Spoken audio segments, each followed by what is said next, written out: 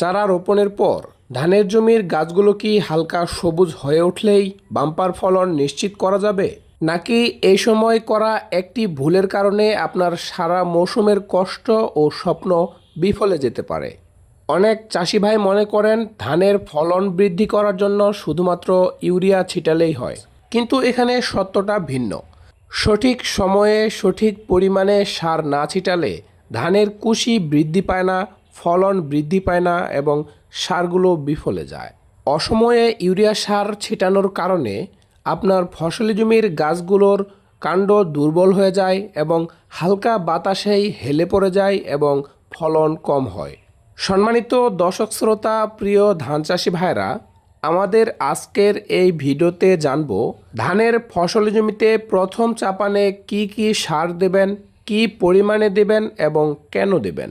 দর্শক বন্ধুরা, তাহলে চলুন আর কথা না বাড়িয়ে বিস্তারিতভাবে আলোচনা শুরু করা যাক। আলোচনা শুরু করার আগে আপনারা যারা কৃষিকে ভালোবাসেন, কৃষি কাজের সাথে সম্পৃক্ত আছেন, তাদের কাছে একটা রিকোয়েস্ট থাকবে, আমাদের চ্যানেলটি সাবস্ক্রাইব করে আমাদের পাশেই থাকুন। সম্মানিত চাষি ভাইরা, তাহলে প্রথমেই আসা যাক প্রথম চাপান সার কখন দেবেন। ধানের ফসল জমিতে চারা রোপণের 15 থেকে 20 দিনের মধ্যে প্রথম চাপান সার দেওয়ার উপযুক্ত সময়। কিন্তু এই সময় কেন সঠিক এবং উপযুক্ত?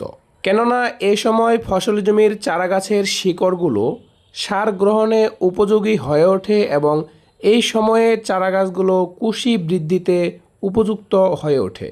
মানবদেহের শৈশবকালের পুষ্টি যেমন সারা জীবন কাজে আসে, ঠিক তেমনি ধানের ক্ষেত্রেও এই সময়টি খুবই গুরুত্বপূর্ণ। তবে সার দেওয়ার আগে দুটি বিষয় মাথায় রাখতে হবে। এক, জমিতে হাঁটু পানি বা বেশি পানি রাখা যাবে না। 2 নম্বরে জমি শুষ্ক রাখা যাবে না। সবচেয়ে ভালো হবে হালকা সিপসিপে বা 1 ইঞ্চি পানি ধরে রাখবেন। এরপরে প্রথম চাপান দেওয়ার 2 থেকে 3 দিন আগে জমির সমস্ত প্রকার আগাছা পরিষ্কার করে ফেলতে হবে। তা না হলে আপনার ছেটানো সারের 80% পুষ্টি উপাদান আগাছায় খেয়ে ফেলবে। সম্মানিত দর্শক শ্রোতা, প্রিয় চাষি ভাইরা, চলুন এবার জেনে নেওয়া যাক 1 বিঘা বা 33 শতক জমিতে কি পরিমাণে বা কি ডোজে প্রথম চাপান সার প্রয়োগ করবেন। ইউরিয়া 10 থেকে 12 কেজি, এমওপি বা মিরর অফ পটাশ 5 থেকে 7 কেজি, জিঙ্ক সালফেট বা দস্তা 1.5 থেকে 2 কেজি, সালফার বা জিপসাম 2 কেজি। যে সমস্ত সারগুলোর কথা বললাম সেগুলো 33 শতক অর্থাৎ 1 বিঘা জমির জন্য। এবার আসুন জেনে নেওয়া যাক এই সারগুলো ফসলি জমিতে কিভাবে কাজ করে। প্রথমত ইউরিয়া বা নাইট্রোজেন, এটি গাছের ফুয়েল বা জ্বালানি। এটি গাছকে দ্রুত বড় করে এবং গাছের পাতাগুলো গাঢ় করতে সাহায্য করে। এরপরে আসি পটাশ। পটাশ হলো একটি বডিগার্ড। এটি ফসলি জমির শিকড়গুলো বৃদ্ধিতে দ্রুত সাহায্য করে এবং গাছের যে কোনো পোকামাকড়ের আক্রমণ সহ্য করার ক্ষমতা দেয়। প্রথম চাপানে সামান্য পরিমাণে এমওপি বা পটাশ না দিলে গাছের কাণ্ড মজবুত হয় না। এরপরে আসি জিঙ্ক। জিঙ্ক হলো ধান গাছের মাল্টিভিটামিন। আমন ধানের প্রথম চাপান বা 15 থেকে 20 দিনের মধ্যে ধান গাছের জিঙ্ক দেওয়া মানে ধানের কুশি বা পাশকাঠি সংখ্যা প্রচুর পরিমাণে বৃদ্ধি করে নেওয়া। সম্মানিত দর্শক শ্রোতা, প্রিয় চাষি ভাইরা, আরেকটি গুরুত্বপূর্ণ বিষয় বলি, সেটি হলো ইউরিয়া ও এমওপি সার একসাথে মিশিয়ে বেশিক্ষণ রাখা গেলেও জিঙ্ক এবং দস্তা একসাথে মিশিয়ে বেশিক্ষণ রাখা যাবে না।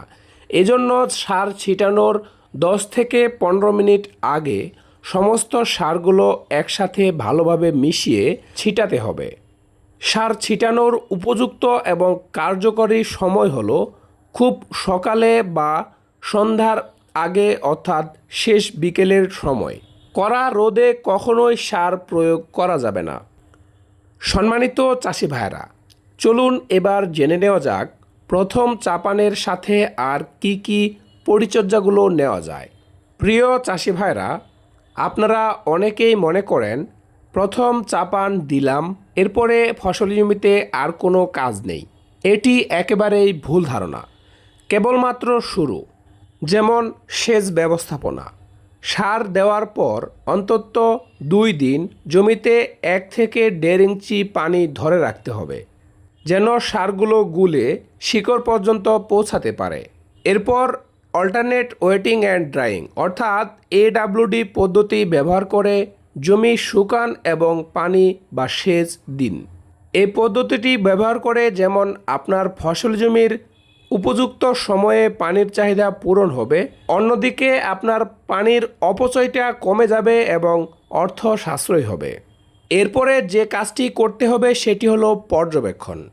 ধানের 15 থেকে 20 দিনের এই বয়সে জমিতে কারেন্ট পোকা, মাজরা পোকা, পাতা মরানো পোকা এ সমস্ত পোকার আক্রমণ দেখা দিয়ে থাকে।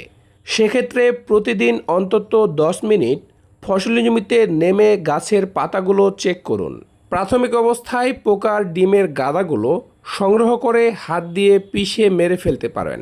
এর জন্য আরেকটি গুরুত্বপূর্ণ পরিচর্যা ফসল জমিতে নিতে পারেন, সেটি হলো জমিতে বিঘা প্রতি 6 থেকে 7টি ডাল পুঁতে রাখুন।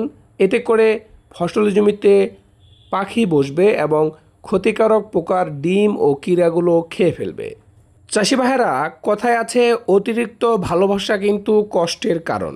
চলুন এবার জেনে নেওয়া যাক অতিরিক্ত ভালোবাসার কারণে আপনারা ঠিক কি ভুল করে থাকেন।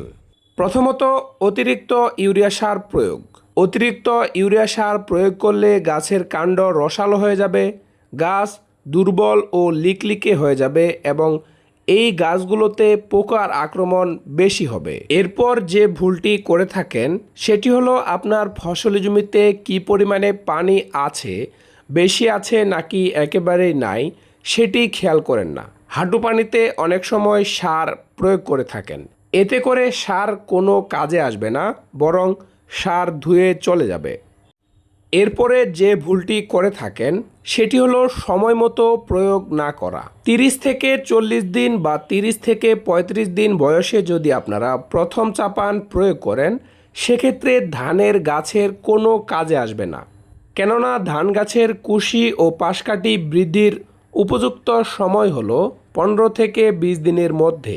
দর্শক বন্ধুরা, প্রিয় ধান চাষি ভাইরা, ভিডিওতে যে গুরুত্বপূর্ণ কথাগুলো বললাম সেগুলো আবার রিপিট করি। প্রথমে হলো 1 বিঘা বা 33 শতক জমিতে প্রথম চাপানে ইউরিয়া প্রয়োগ করবেন 10 থেকে 12 কেজি, এমওপি প্রয়োগ করবেন 5 থেকে 7 কেজি ও 2 কেজি জিঙ্ক। এরপর সঠিক মাত্রা অনুযায়ী সেচ ব্যবস্থাপনা বা AWD পদ্ধতি ব্যবহার করা। এরপরে ফসল জমি নিয়মিত পর্যবেক্ষণ করা বা মাজরা পোকার হাত থেকে রক্ষা করার জন্য জমিতে পার্চিং ব্যবহার করা এবং জমিতে সার প্রয়োগের আগে ফসলি জমি সম্পূর্ণভাবে আগাছামুক্ত করা।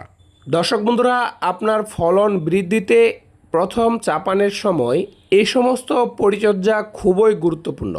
আপনারা যারা এবার আমন ধানের চাষ করেছেন, আমাদের ভিডিওটি দেখার পর এ সমস্ত পরিচর্যাগুলো এবং এই নিয়মে প্রথম চাপান প্রয়োগ করুন। আশা করি আপনার ধানের কুশি ও পাশকাঠিতে ভরে যাবে এবং এবারের মৌসুমে ফলন দ্বিগুণ হবে। দর্শক বন্ধুরা, আমাদের আজকের এই ভিডিওটির মূল উদ্দেশ্য ছিল এই সমস্ত সঠিক নিয়মগুলো, সঠিক পরিচর্যাগুলো আপনাদের মাঝে বিস্তারিতভাবে তুলে ধরা। সম্মানিত দর্শক শ্রোতা, প্রিয় চাষি ভাইরা, আমাদের আজকের এই ভিডিওটি এ পর্যন্তই। এতক্ষণ সাথে থাকার জন্য অসংখ্য ধন্যবাদ। ভালো থাকবেন, সুস্থ থাকবেন। দেখা হবে, কথা হবে নতুন কোনো বিষয়ে, নতুন কোনো ভিডিওতে। আল্লাহ হাফেজ, আসসালামু আলাইকুম।